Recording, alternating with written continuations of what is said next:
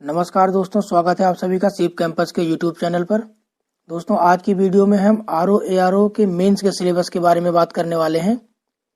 इसके पहले इस टॉपिक से रिलेटेड 2 वीडियोस अपलोड की जा चुकी हैं, जिसमें हमने फर्स्ट पार्ट में इसकी बेसिक डिटेल के बारे में बात की थी, यानी इसकी जॉब प्रोफाइल, इसका वर्क प्लेस यानी इसकी पोस्टिंग कहाँ पर होती है, इसकी सैलरी, एलिजिबिलिटी क्राइटेरिया यानी इसके लिए आपको एसेंशियल क्वालिफिकेशन क्या चाहिए, एज कितनी होनी चाहिए, उसके साथ साथ ओ लेवल के सर्टिफिकेट की रिक्वायरमेंट है या नहीं है, इस बारे में बहुत ही डिटेल में बात की थी।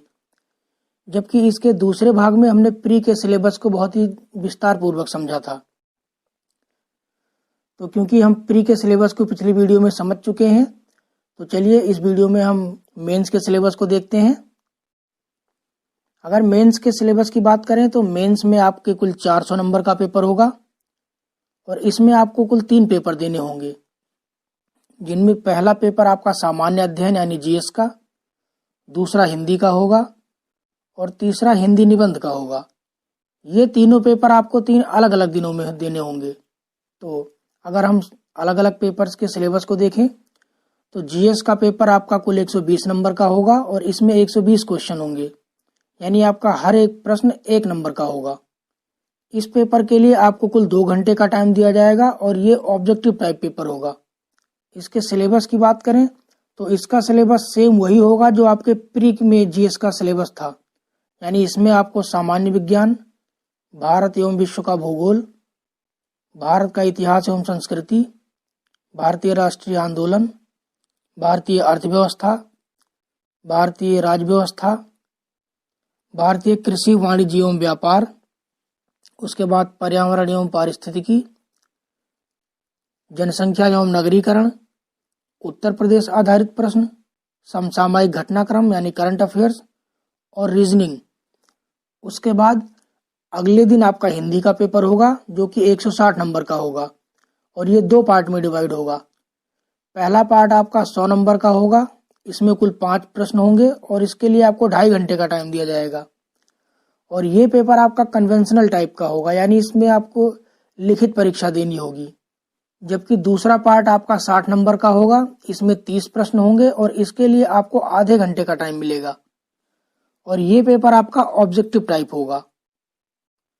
तो अगर इनके अलग अलग सिलेबस की बात करें तो पहला पार्ट जो कि सामान्य हिंदी एवं आलेखन का 100 नंबर का पेपर होगा, इसमें पहला प्रश्न आपका दिए गए गद्यांश का शीर्षक, सारांश एवं 3 रेखांकित अंशों की व्याख्या लिखना होगा। यानी पेपर में आपको एक गद्यांश दिया जाएगा, उसका शीर्षक लिखने के लिए आपको 3 नंबर मिलेगा, उसकी शॉर्ट में समरी यानी सारांश लिखने पर आपको 6 नंबर दिया जाएगा।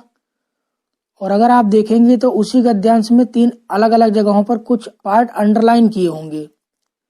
उन अंडरलाइन किए हुए पार्ट की अगर आप व्याख्या करेंगे तो हर पार्ट के लिए आपको 4 नंबर दिए जाएंगे। इस तरह से पहला प्रश्न आपका कुल 21 नंबर का होगा। उसके बाद दूसरा प्रश्न, दूसरे प्रश्न में किसी दिए गए सरकारी पत्र का सारिणी रूप में सार लेखन करना होगा और इसके लिए आपको 15 नंबर दिए जाएंगे। इसमें आपको पेपर में एक पत्र लिखा हुआ मिलेगा, उसी पत्र के अलग अलग भागों को एक टेबल के रूप में लिखना होगा और इसके लिए आपको अपने हिसाब से सारणी नहीं बनानी है, बल्कि एक सारणी कैसे बनाई जाती है उसका प्रारूप पहले से तय किया गया है। आपको उन नियमों को पढ़ना होगा और समझना होगा कि एक सारणी कैसे बनाई जाती है। उसके बाद आपका तीसरा प्रश्न पत्राचार का होगा, यानी इसमें आपको पत्र लिखने होंगे और ये 24 नंबर का प्रश्न होगा।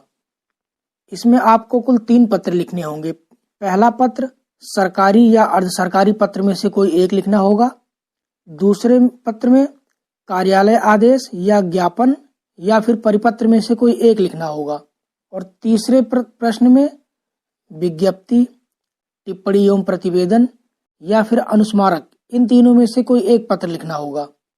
पेपर में आपको या तो सरकारी दिया होगा या फिर अर्ध सरकारी पत्र दिया होगा और वही वाला आपको करना पड़ेगा।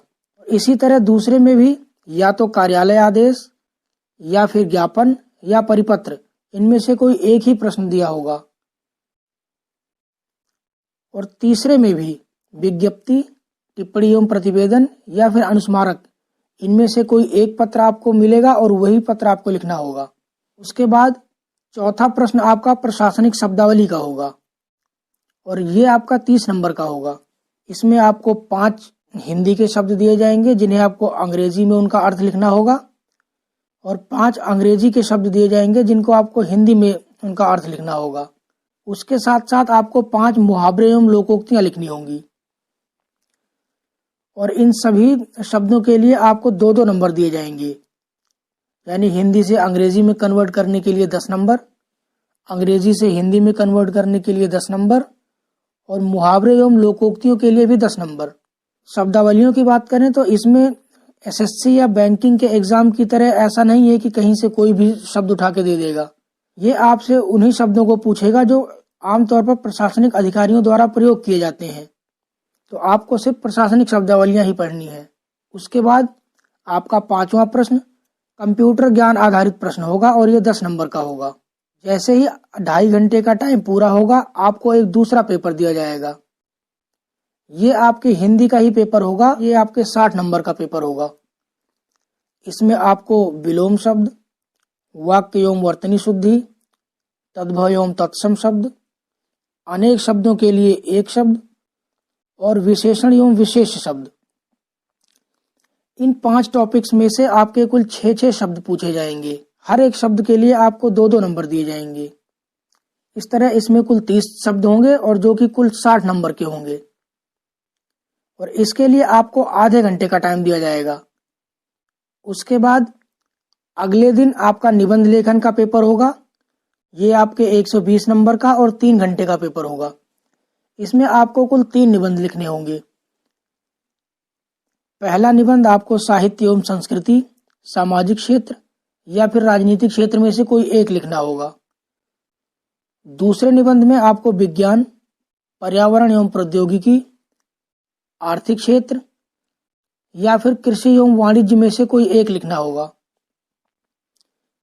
और तीसरे निबंध में आपको राष्ट्रीय एवं अंतर्राष्ट्रीय घटनाक्रम, प्राकृतिक आपदाएं, राष्ट्रीय विकास योजनाएं, इनमें से कोई एक लिखना होगा।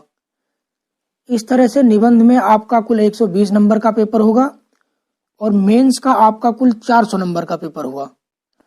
इसके बाद रिजल्ट आने के बाद अगर आप एक आरओ सेलेक्ट होते हैं तो आपको आयोग के गाइडेंस के हिसाब से उसका जो भी प्रोसेस होगा आपको पेपर वर्क के लिए बुलाया जाएगा।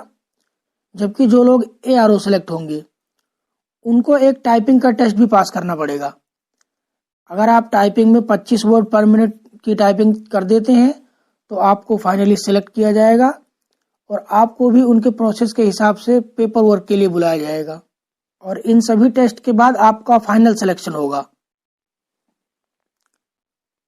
तो दोस्तों ये आपके मेंस का कंप्लीट सिलेबस था। हमने 3 अलग अलग वीडियोस के माध्यम से स्टार्टिंग से लेकर के फाइनल प्रोसेस तक को बहुत ही डिटेल में समझा है। लेकिन फिर भी अगर आपका कोई डाउट या कोई सवाल हो तो आप कमेंट में पूछ सकते हैं। इसके साथ साथ चैनल को सब्सक्राइब भी कर लीजिए ताकि जब भी आरओ या एआरओ की कोई नई अपडेट आए उसकी वीडियो की नोटिफिकेशन आपको तुरंत मिल सके। तो मिलते हैं अगली वीडियो में। नमस्कार।